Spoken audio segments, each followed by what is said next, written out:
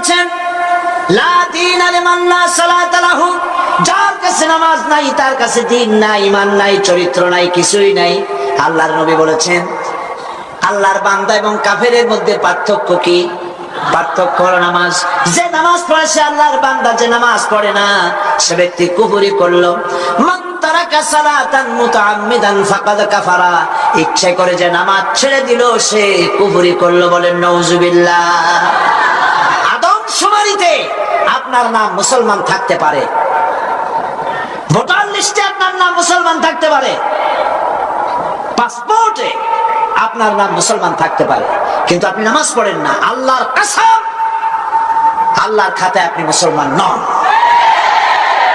আপনি দেশের প্রেসিডেন্ট, প্রধানমন্ত্রী হতে পারেন, পররাষ্ট্র স্বরাষ্ট্রমন্ত্রী হতে পারেন, পুলিশ আপনাকে স্যালুট দেয়, বিডিআর স্যালুট মারে, সবই ঠিক আছে, কিন্তু আপনি যদি নামাজ না পড়েন, আমার দেশের সদর ঘাটে কুলি বোঝাটা নিয়ে পেট চালায়, যে সেই কুলিটা যদি নামাজি হয়, দিনদার হয়, পরেশগার হয়, আল্লাহরে ভয় করে, তাহলে বেনামাজি প্রেসিডেন্ট, বেনামাজি প্রধানমন্ত্রী, বেনামাজি মন্ত্রীর চাইতে আল্লাহর কাছে কুলি, মাঝি, রিকশাওয়ালার মর্যাদা হাজার হাজার গুণ বেশি। আল্লাহর কাছে কে প্রেসিডেন্ট, কে প্রধানমন্ত্রী, এইটার কোনো দাম নাই। আল্লাহর কাছে দাম কি?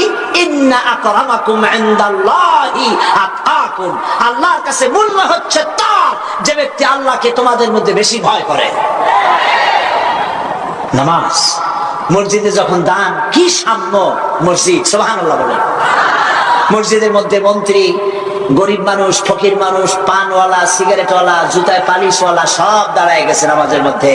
মন্ত্রীর সামনে এক পালিশওয়ালা, জুতায় পালিশওয়ালা দাঁড়ায় গেছে। মন্ত্রী কি বলতে পারবে, বেটা তুই জুতায় পালিশ করিস, আমি মন্ত্রী, তুই জানিস না? সব নইলে তোর পালিশের বক্স শুদ্ধ দোজকে পাঠায় দেব। পারবে এরকম কথা বলতে? পারবে না, কারণ মন্ত্রী সাহেব এটা ফাইজলামি করার জায়গা না, এটা মসজিদ। এখানে তোমারও যা মর্যাদা, ওই রিকশাওয়ালা, কুলি, মসজিদ, ফকির, ভিক্ষুক তার মর্যাদা সমান। বরং তুমি যদি বেনামাজি হও আর ফাঁকি দিতে নামাজ পড়তে এসে থাকো, তো তোমার থেকে ওর মর্যাদা বেশি। কবি বলেছেন, এক হি সব মে খড়ে হো গে মাহমুদ ও আয়াস, এক হি সব মে খড়ে হো গে মাহমুদ ও আয়াস, না কোই বান্দা রহা না কোই বান্দা নওয়াজ। একই কাতারে সম্রাট মাহমুদ আর তার ভৃত্য আয়াস দাঁড়ায় গেছে। এখন কেউ চাকরও নাই, ভৃত্যও নাই, সব আল্লাহ গোলামে পরিণত হয়ে গেছে। নামাজ, ইসলামী সরকার হলে প্রথম কাজ হবে নামাজ পড়া। নামাজ পড়বে, কাজে বরকত হবে। দেখেন না মুয়াজ্জিন কি বলে? মুয়াজ্জিন আযানের ভিতরে বলে, হাইয়া আলাস সালাহ, এসো নামাজের দিকে। আপনি বলবেন মুয়াজ্জিন চিল্লাও কেন? নামাজের দিকে আসলে হবে কি? মুয়াজ্জিন দ্বিতীয় লাইনে গিয়ে বলে, হাইয়া আলাল ফালাহ, এসো কল্যাণের দিকে, মঙ্গলের দিকে। নামাজের দিকে আসলে পরে তোমার কিসমত খুলে যাবে, তোমার তাকদীর পাল্টে যাবে। এসো নামাজের দিকে, নামাজ পড়ো। বন্ধুগণ, এই নামাজের দরখাস্ত সারা দেশে, পৃথিবীতে যত জায়গায় যাই, সব জায়গায় মানুষকে নামাজের কথা বলি। বন্ধুরা, নামাজ পড়ুন, নিজে পড়েন, বউ বাচ্চারে পড়ান, আল্লাহর কাছে দোয়া করেন নামাজের জন্য, আল্লাহ আমাদের নামাজি বানায় দাও। বলেন আমিন। নামাজ আর কেউ ছাড়বেন? নামাজ না পড়লে কাফের, কাফের। নামাজ না পড়লে মুসলমান বলে দাবি করার কোন হক, কোন অধিকার আপনার নাই। নামাজ জীবনেও আর ছাড়বো না, এই ওয়াদা করতে পারবেন?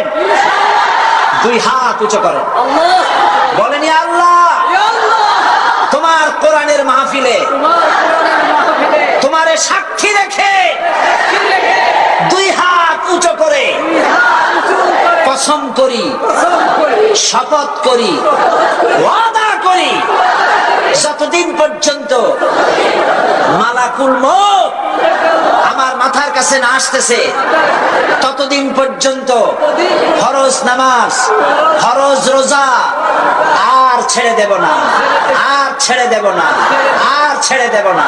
এবার চিৎকার দিয়া বলেন, ইয়া আল্লাহ, আজকের এই কসম, আজকের এই শপথ, আজকের এই ওয়াদা আমার মৃত্যু পর্যন্ত আমাকে পালনের তৌফিক দাও।